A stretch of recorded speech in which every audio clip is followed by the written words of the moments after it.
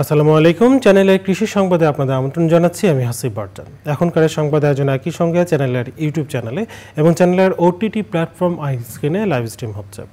সাতক্ষীরায় সোনালী মুরগির বাচ্চার উৎপাদন কমে যাওয়ায় সংকটে খামার মালিকরা। চাহিদার তুলনায় মুরগির বাচ্চা পাচ্ছেন না ব্যবসায়ীরা। সাতক্ষীরা থেকে আবুল কালাম আজাদের পাঠানো তথ্য ভিডিওচিত্রে সুলতানা হিমু রিপোর্ট। ব্রয়লার মুরগির চেয়ে সোনালী মুরগির দাম ভালো পাওয়ায় এই মুরগির চাষ বেশি করেন সাতক্ষীরার খামারিরা। সম্প্রতি হঠাৎ করে মুরগির বাজার দর পড়ে গেছে, অপরদিকে বেড়ে গেছে পোলট্রি খাদ্য ও ওষুধের দাম। এই অবস্থায় প্রতিকূল পরিস্থিতিতে ব্যবসায়ীরা সোনালী মুরগি রেডি মালের তুলনায় এখন সোনালী মুরগির বাচ্চা প্রতি পিস 20 থেকে 25 টাকা থাকার কথা ছিল, কিন্তু সেই বাচ্চা এখন প্রতি পিস 50 থেকে 55 টাকা, এমনকি 60 টাকাও আছে গ্রেড অনুযায়ী। এক বস্তা খাবারের মূল্য এখন 4000 টাকা ছিল, 1700 টাকা থেকে আমরা ব্যবসা করছি।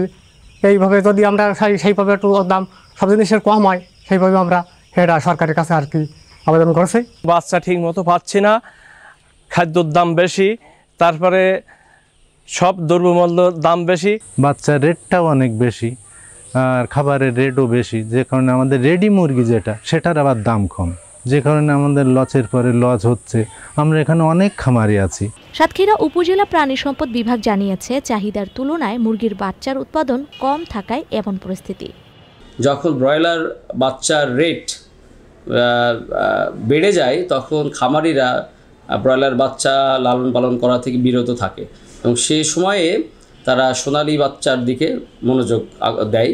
এই চাহিদা বেড়ে যাওয়ার কারণে সামগ্রিকভাবে সোনালী বাচ্চার সংকট তৈরি হয়। আশা করা যায় যে খুব শীঘ্রই এই বাচ্চার সংকট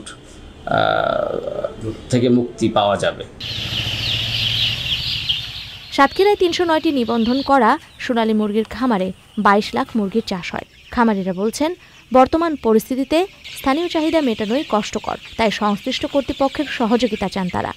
সুলতানা হিমু, চ্যানেল আই। চ্যানেলের কৃষি সংবাদের আজকের আয়োজনে পর্যন্তই। পরবর্তী সংবাদ আয়োজন আমন্ত্রণ জানিয়ে এখানে শেষ করছি। ধন্যবাদ সবাইকে।